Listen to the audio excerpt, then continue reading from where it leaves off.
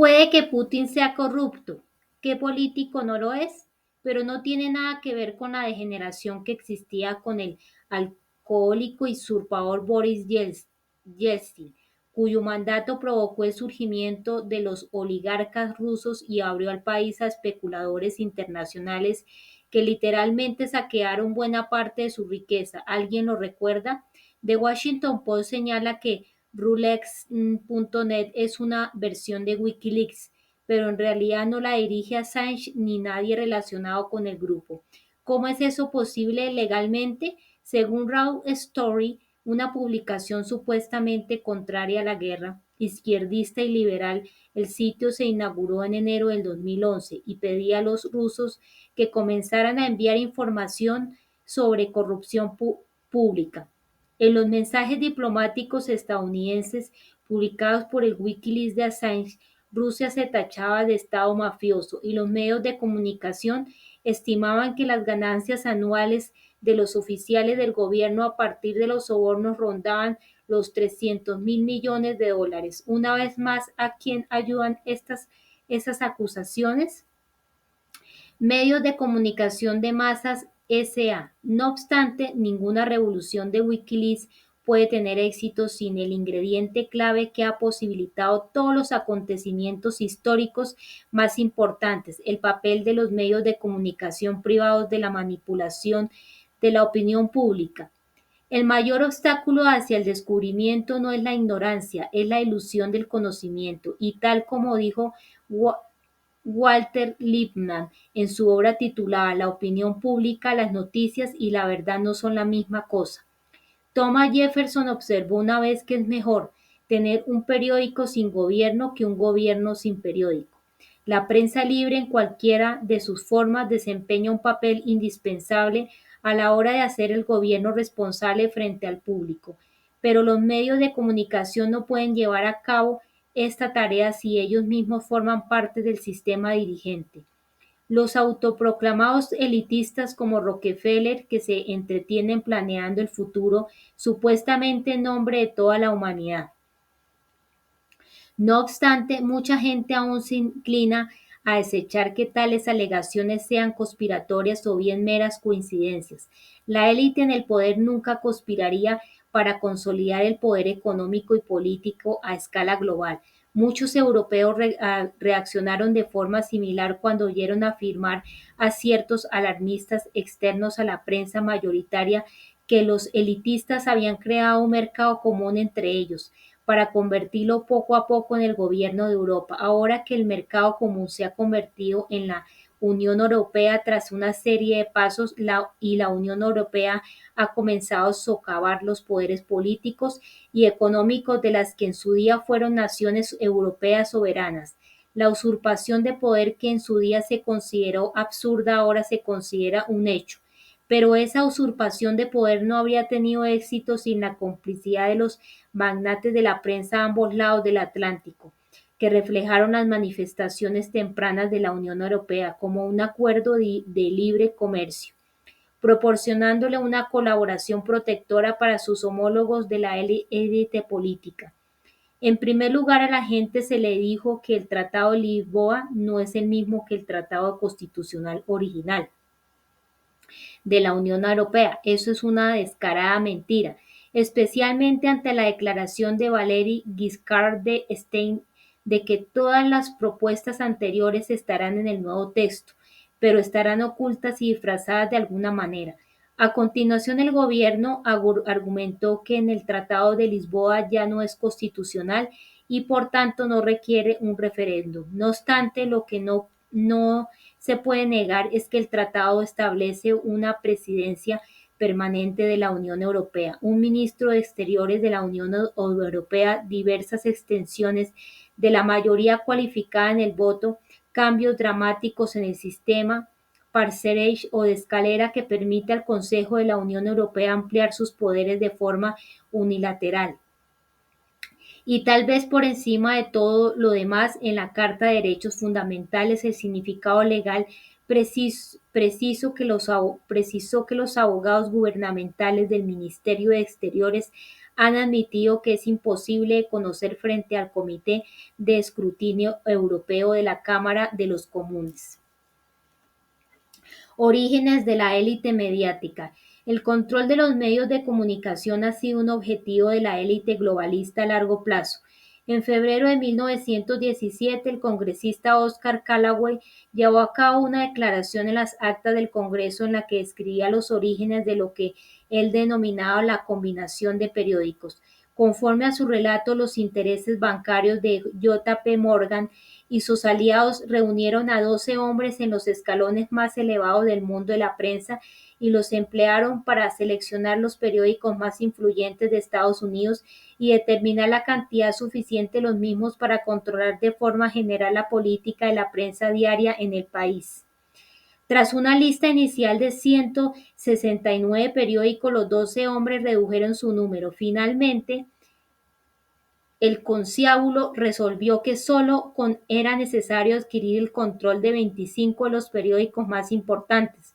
Se acordaron los 25 periódicos, se enviaron emisarios a comprar las políticas nacional e internacional de dichos periódicos, se llegó a un acuerdo, se compraron las políticas de los periódicos que se pagarían al mes, se envió a un editor a cada periódico para supervisar y editar la información debidamente sobre asuntos que se consideraban fundamentales para los intereses de los compradores.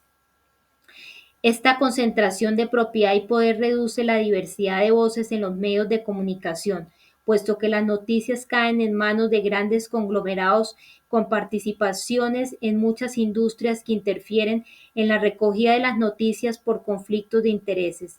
En su obra Tragedia y Esperanza de 1966, tras escribir desdeñosamente sobre los teóricos de la conspiración, Kingley admitió la existencia de una élite parcialmente sumergida que opera en cierta medida de la misma forma que la derecha radical cree que actúan los comunistas. De hecho, esta red, que podemos identificar como los grupos de la mesa redonda, no teme cooperar con los comunistas ni con cualquier otro grupo y lo hace frecuentemente. Conozco las operaciones de esta red porque la he estudiado durante 20 años y durante 2 años se me permitió examinar sus papeles y registros secretos a principios de los 60. Según Kingley, el objetivo de la red no es nada más ni nada menos que crear un sistema mundial de control financiero en manos privadas que sea capaz de dominar el sistema político de cada país y la economía del mundo al completo. En otras palabras, empresa mundial, sociedad anónima. Kingley prosigue: el grupo de la mesa redonda es producto de una sociedad secreta creada por el magnate británico Cecil Rhodes para unir el mundo, comenzando los por los dominios angloparlantes, bajo elitistas ilustrados como él. La propuesta de la Primera Guerra Mundial y la posguerra de una sociedad de naciones surgió de las maquinaciones del grupo de la Mesa Redonda. Kingley señala que durante la Conferencia de Paz de Versalles de la posguerra, esta red encubierta decidió establecer una organización tapadera del grupo de la Mesa Redonda existente en Gran Bretaña y en cada territorio. Esta organización de fachada, llamada Instituto Real para Asuntos Internacionales, tenía el grupo de la Mesa Redonda existente y oculto de cada área como centro. En Nueva York se conocía como el Consejo de Relaciones Exteriores. En 1891, Cecil Rhodes estableció una sociedad secreta denominada el Círculo de los Iniciados. Al igual que la mayoría de las organizaciones, tenía un solo individuo o un grupo muy pequeño como núcleo. Lord Miller, un agente de los intereses bancarios Rothschild y el principio fideicomisario de la fortuna de Cecil Rhodes, creó un círculo externo al círculo de los iniciados, lo llama la Asociación de Ayudantes, también conocida como el Grupo de la Mesa Redonda. Posteriormente, el coronel Edward Mandell House, el economista británico John Maynard Keynes, el historiador económico Arnold Toynbee, el partidario nazi y antiguo secretario de Estado de Estados Unidos John Foster Dulles y otros transformarán el grupo de la Mesa Redonda en un consejo públicamente reconocido y conocido ahora como el Instituto de Asuntos Internacionales. En 1921, los conspiradores decidieron dividir el Instituto de Asuntos Internacionales en una sucursal estadounidense, el Consejo de Relaciones Exteriores, y una sucursal británica, el Instituto Real para Asuntos Internacionales. Al igual que David Rockefeller, Carol Kingley identificó específicamente The New York Times y The Washington Post como organismos mediáticos clave de la élite del poder de Washington Post. La voz oficial de Washington, que fundó Eugen Meyer, siempre ha presentado una presidencia débil y a la larga una reserva federal fuerte. Históricamente, The New York Times, con una confianza completamente injustificada como para autodenominarse el árbitro de todas las noticias dignas de ser publicadas, ha servido a los intereses de la familia Rockefeller en el contexto de una antigua relación. El actual director de New York Times, Arthur Schubert Jr., es miembro del Consejo de Relaciones Exteriores, hijo de Arthur Osh Schubert y nieto de Arthur Hay Schubert, que fue fideicomisario de la Fundación Rockefeller. Ethan Bronner, el director adjunto de política exterior de New York Times, y Thomas Friedman, entre otros, también son miembros del Consejo de Relaciones Exteriores CFR. Los medios de comunicación privados de Estados Unidos son una parte esencial del sistema económico, vinculados a Wall Street. Los gabinetes estratégicos de Washington, el Club Bilderberg y el Consejo de Relaciones Exteriores CFR. El CFR es la filial estadounidense del poderoso y reservado Club Bilderberg. También es el principal gabinete estratégico estadounidense de política exterior y de una de las instituciones más importantes para socializar las élites estadounidenses de los sectores más importantes de la sociedad.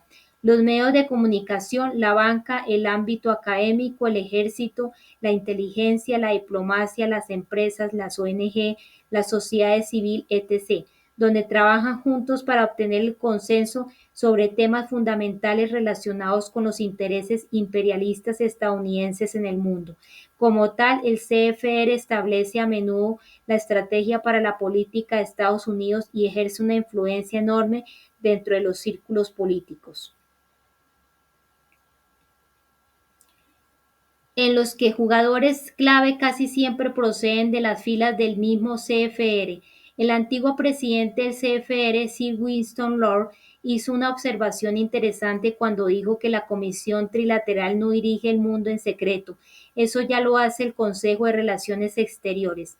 La organización está compuesta por alrededor de 4.000 miembros por su lista, pero su lista incluye literalmente cientos de poderosos personajes que ocupan puestos claves en los medios de comunicación, no solo escritores, reporteros y presentadores de noticiarios, sino también redactores, editores y ejecutivos que definen lo que es noticia y cómo se cubre. Asimismo, la diminuta camarilla del CFR tuvo el control virtual de la rama ejecutiva del gobierno estadounidense durante décadas, así como el del ámbito académico.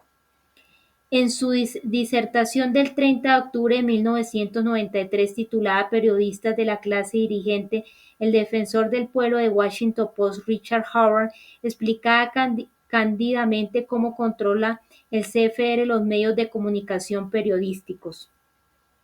Howard describía el Consejo de Relaciones Exteriores como lo más parecido a una clase dirigente en Estados Unidos.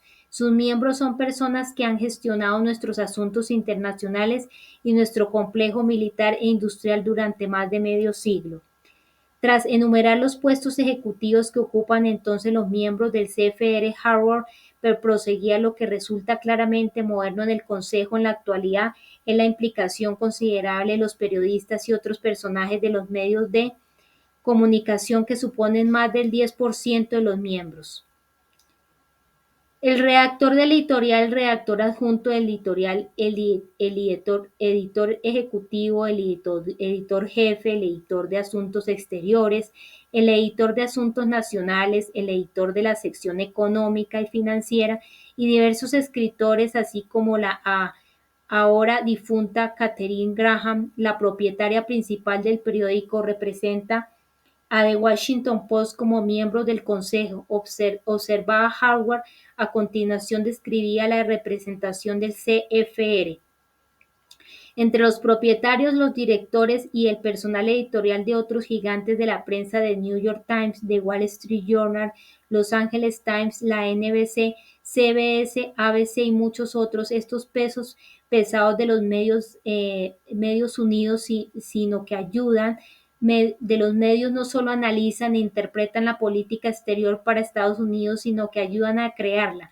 Concluía, en lugar de ofrecer una perspectiva independiente de las acciones de nuestros dirigentes, los medios de comunicación de la clase dirigente actúan como la voz de la élite gobernante, condicionando al público a aceptar e incluso a adoptar propósitos de gente de dentro, que de otra manera podrían no ser alcanzables políticamente. Campaña propagandística.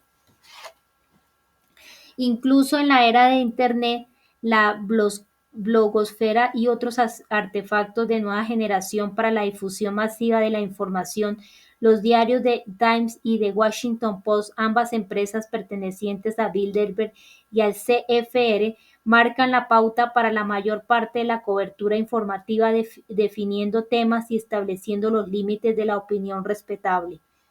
Tomemos como ejemplo Sudán para ilustrar cómo los periodistas de la clase dirigente ayudan a llevar a cabo la política exterior a través de una campaña propagandística evidente. Cobertura exhaustiva de una región en crisis. Peticiones urgentes de ayuda que se emiten en los medios de comunicación electrónicos como que el CFR emitió recientemente en la PBS. Imágenes televisadas de los refugiados como las que el CFR emitió recientemente en la Fox y en la CNN. Historias escabrosas sobre violaciones masivas probablemente dirigidas a excitar a la vez que provocan indignación, evocaciones del genocidio de Ruanda, llenas de reproches, peticiones de que se haga algo, cómo quedarnos de brazos cruzados, etc. Editoriales como los de CFR en The New York Times, The Washington Post, Newsweek, la revista Time, en la propia revista Foreign Policy del CFR, con extensos artículos de opinión del miembro de Bilderberg CFR, Simon Breitschein, que exigen el retorno a la época del imperialismo benevolente de Rudyard Kipling y finalmente el anuncio de que se están diseñando planes para una intervención. El escenario para la intervención se copia y se pega fácilmente de otros acontecimientos históricos pasados, tal y como informa Keith Harmon Snow para Goldberger el 7 de febrero del 2007. 1. Crea la inestabilidad y el caos que provoca que los árabes peleen con los africanos, son siempre esos de allí los que se matan entre sí. 2. Lanzar una campaña mediática que enfoque un rayo láser de atención pública sobre la creciente inestabilidad. 3. Agitar la opinión pública y la furia entre una población occidental muy manipulada que prácticamente de forma literal se creará cualquier cosa. 4. Asegurarse de que el diablo esta vez son los Yayuits, viene a caballo este último. Punto de énfasis al relato reñido e inquebrantable del bien contra el mal. 5. Demonizar al enemigo, léase sucios árabes y a sus aliados, las compañías petroleras chinas. 6. Enviar soldados cristianos y sus ejércitos humanitarios hacia allá, dar la entrada a la organización Salvat Darfur y Boila. Nace un movimiento. 7. Seguir debilitando el poder del enemigo, minando su credibilidad. 8. Bajo los estándares de una elevada aprobación moral y con el pleno apoyo del profundamente preocupado